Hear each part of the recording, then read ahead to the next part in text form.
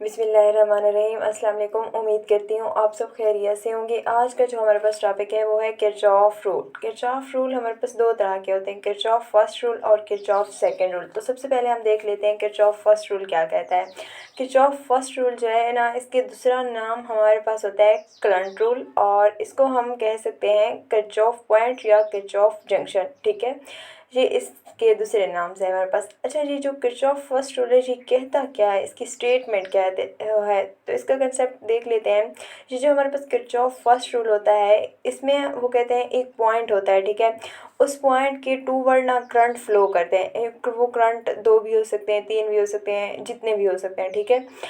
जब वो उन तमाम करंट्स को प्लस करेंगे तो क्या होगा, वो जो करंट्स हमारे पास होंगे जिनको हम प्लस करेंगे उनका प्लस जो है वो बराबर होगा किस चीज़ के, भला उस करंट के प्लस के जो उस पॉइंट से अवे मूव कर रहे होंगे। ठीक है, एक तो करंट है, ये देखिए एक करंट है उस पॉइंट की तरफ मूव कर रहा है, मिसाल के तौर पर ये पॉइंट है, ठीक है, और दूसरा उससे अवे मूव कर रहे हैं, और करंट इनका दोनों का प्लस और इनका प्लस आपस में क्या होगा, बराबर होगा। ठीक है, ये किरचॉफ फर्स्ट रूल कहता है। अब उसकी स्टेटमेंट देख लेते हैं। वो कहता है the sum of all the currents, यानी कि जितने भी करंट्स हैं उनको प्लस करके फ्लोइंग टूवर्ड पॉइंट, यानी कि एक पॉइंट होता है उसके टूवर्ड वो फ्लो कर रहे होते हैं, तो वो बराबर होते हैं उस करंट्स के सम के जो उससे अवे मूव कर रहा होता है। ठीक है, एक तो इसकी ये स्टेटमेंट है। दूसरा वो कहता है the sum all the currents, यानी कि जो भी करंट्स हो उन तमाम का सम, वो जो मतलब करंट्स है ना किसी एक पॉइंट पे मिल रहे होते हैं, ठीक है, तमाम currents meeting at a point in a circuit is zero, यानी कि एक सर्किट होता है जिसमें मतलब कोई एक ऐसा पॉइंट होता है जिस पे आके ना तमाम करंट्स प्लस हो जाते हैं, सम हो जाता है उनका। तो वो जो पॉइंट होता है उस पॉइंट पे उन तमाम का प्लस ज़ीरो होता है हमारे पास। ओके हो गया। नेक्स्ट हम इसकी एक्सप्लेनेशन देख लेते हैं कि हमने कहा है तो है कि उनकी जो प्लस है जब वो एक पॉइंट पे आते हैं तो वो ज़ीरो हो जाता है। नेक्स्ट हमने बात की है कि जो अवे मूव कर रहे होते हैं उनका प्लस, और जो टुवर्ड मूव कर रहे होते हैं उनका प्लस जो है ना वो बराबर होता है। तो वो देख लेते हैं वो किस तरीके से बराबर आता है। मिसाल के तौर पर एक जहाँ पे ना हमारे पास पॉइंट ए है, ये देखिए जहाँ पे पॉइंट ए है ये वाला, ये एक ऐसा पॉइंट है जहाँ पे आके ना जितने भी करंट है वो आपस में मिल रहे हैं। ठीक है, अब जहाँ करंट वन जो है, करंट टू है, वो उस पॉइंट की तरफ मूव कर रहा है। ठीक है, ये देखिए ये इस पॉइंट की तरफ मूव करें, और फिर करंट थ्री और जो करंट फोर है ना वो उससे अवे मूव कर रहे हैं। ठीक है, उनकी डायरेक्शन जो है ना वो उससे अवे है, तो इनका प्लस क्या होगा, आपस में बराबर होगा। अब इनकी मैथमेटिकल फॉर्म देख लेते हैं। ठीक है, इनको किस तरीके से मैथमेटिकली रिप्रेजेंट करते होते हैं हम। यहाँ पे करंट वन है और करंट टू है, इनको प्लस करते हैं, और जहाँ पे करंट थ्री जो है और करंट फोर है ये उससे अवे मूव कर रहे हैं, तो इसके लिए ना हम माइनस साइन लगा देते हैं, माइनस का साइन। तो क्या होगा, current one plus current two plus ये जो करंट थ्री है ये माइनस का होगा, और ये जो करंट फोर है ये भी माइनस होगा। इन तमाम का प्लस हमने कहा था दूसरी स्टेटमेंट के अंदर ज़ीरो होगा, तो ये बराबर हो गया ज़ीरो के। अब यहाँ जो करंट थ्री है और करंट फोर है ना, ये नेगेटिव है। नेगेटिव जब उस तरफ जाते हैं तो वो पॉजिटिव हो जाते हैं। ठीक हो गया, तो उस तरफ जब जाएंगे ये तो प्लस में आ जाएंगे हमारे पास। तो क्या आएगा हमारे पास, current one plus two is equal to current three plus four. और ये जो हमारे पास है ना किरचॉफ फर्स्ट रूल, ये बेस कर रहा होता है law of conservation of charges पे। ठीक हो गया ये। अब हम नेक्स्ट चलते हैं। नेक्स्ट हमारे पास दूसरा रूल है Kirchhoff second rule. Kirchhoff second rule जो है ना ये क्या कहता है, सबसे पहले ये जो हो किरचॉफ फर्स्ट रूल है हमें ये पता होना चाहिए, वो तो बेस कर रहा होता है law of conservation of charges पे, लेकिन ये बेस कर रहा होता है law of conservation of energy पे।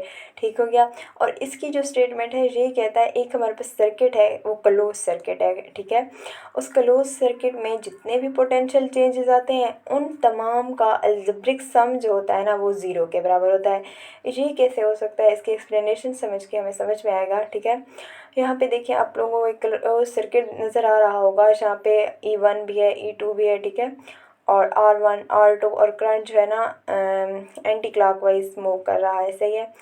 तो वो कहते हैं जहाँ पे एक हमारे पास क्लोज सर्किट गिवन है, जहाँ पे हम सपोज कर लेते हैं जो E1 है वो ग्रेटर है E2 से। ठीक है, E1 greater than E2 suppose कर रहे हैं हम।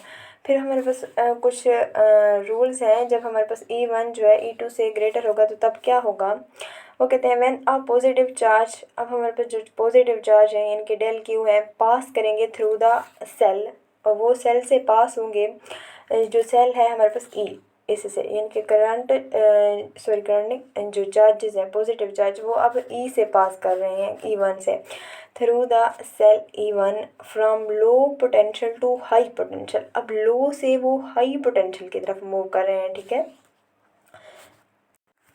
अब यहाँ पे ये जो है ना, ये वाला ये हमारे पास लो है और ये जो है ना ये हाई है, ठीक है। अब लो से हाई की तरफ यानी कि इस तरफ आ रहे हैं, लो से हाई की तरफ वो मूव कर रहे हैं, ठीक है। तो तब हमारे पास क्या होगा, तब हमारे पास ये जो है ना एनर्जी गेन होगी, ठीक है, क्योंकि यहाँ पे वर्क डन हो रहा है, लो से वो हाई की तरफ मूव कर रहे हैं, ठीक है। तो वर्क डन हो रहा है, तो इसका मतलब है कि एनर्जी यहाँ पे गेन होगी, ठीक है। अब जो एनर्जी गेन होगी चार्जेस की वो क्या होगी, वो होगी E1 डेल क्यू, ठीक है। डेल क्यू चार्जेस और E1 जो है ना जब उससे पास आउट होते हैं तो लो से हाई की तरफ, लो कौन सा होता है हमारे पास, लो जो है ना ये वाला होता है, और हाई जो है ना ये वाला होता है, ठीक है। और लो हमारे पास नेगेटिव होता है और जो हाई होता है ना वो पॉजिटिव होता है, ठीक है। नेक्स्ट हम चलते हैं, नेक्स्ट हमारे पास है when the current pass through the cell E. अब करंट जो है ना वो पास होगा सेल ई से, इट लॉस एनर्जी। अब वो क्या करेगा, एनर्जी लॉस करेगा। अब जब यहाँ से वो गुजर रहा है, ठीक है, तो क्या होगा, एनर्जी को है ना वो लॉस करेगा। क्यों करेगा, क्योंकि अब जो है ना वो हाई से लो की तरफ आ रहा है। ये पॉइंट जो है ना पॉजिटिव भी होता है और पॉजिटिव जो होता है ना वो हाई होता है, ठीक है। पहले यहाँ से उसने मूव किया हाई, लो से हाई की तरफ, तो वो यहाँ इस तरफ आ रहा है ना अब, तो यहाँ पर फिर पॉजिटिव है तो इसका मतलब है हाई है, और हाई से वो लो की तरफ आ रहा है, ठीक है, यानी कि नेगेटिव की तरफ आ रहा है। तो जब हाई से लो की तरफ मूव कर रहा है तो क्या कर रहा है, वो एनर्जी जो है ना लॉस कर रहा है ना, ज़ाहिर सी बात है उसकी एनर्जी कम हो रही है, तो एनर्जी लॉस हो रही है। तो एनर्जी लॉस होना होगा ना चार्जेस का, वो क्या होगा, वो होगा minus E2 del Q. Del की हमारे क्यू जो है हमारे पास चार्ज है, जो 2 है वो हमारे पास क्या है, जिससे मतलब करंट पास कर रहा था सेल, ठीक है, वो है। अब हमारे पास ये तो बात हो गई E1 और E2 की। अब यहाँ पे हमारे पास रेजिस्टर्स भी तो हैं। अब रेजिस्टर में से जब गुजरेगी तो तब हमारे पास एनर्जी ज़ाहिर सी बात है लास्ट ही होती है जब रेजिस्टर में से गुजरता है, ठीक है। तो अब देखते हैं जब R1 से गुजरेगा तो क्या एनर्जी लॉस होगी और R2 से गुजरेगा तो क्या एनर्जी लॉस होगी, ठीक है। अब देख लेते हैं, सबसे पहले ये देखते हैं जब R1 से गुजरेगा तो क्या एनर्जी लॉस करेगा, ठीक है। अब चार्ज जो है ना डेल क्यू यानी कि loss energy equal to minus IR1 del Q. अब जब आई उससे गुजर है, करंट जो है ना R1 से गुजरा है, तो उसकी जो एनर्जी लॉस होगा वो क्या इसके बराबर होगा, IR1 डेल क्यू। यहाँ पे जो पोटेंशियल एक डिफरेंस है ना R1 के अक्रॉस, सही है, इसकी बात कर रहे हैं। नेक्स्ट अब बात कर रहे हैं जब R2 से गुजरेगा तब भी तो एनर्जी हमारे पास लॉस ही होगी, तो तब हमारे पास जो एनर्जी लॉस होगी रजिस्टर 2 से गुजरते हुए तो क्या होगा, वो हमारे पास होगी minus IR2 del Q. Register जो है ना ये रेजिस्टेंस प्रोड्यूस करते हैं ना, रेजिस्टेंस का बेस बनते हैं, तो रेजिस्टेंस जो होती है ना रुकावट करती है, मतलब ठीक है उसकी फ़्लो में, करंट के फ़्लो में, ठीक है। तो एनर्जी का लॉस होता है उस टाइम, इसलिए हमने इन दोनों केसेस में एनर्जी को लॉस कहा है, और एनर्जी कितनी लॉस होगी ये भी डिस्कस किया है।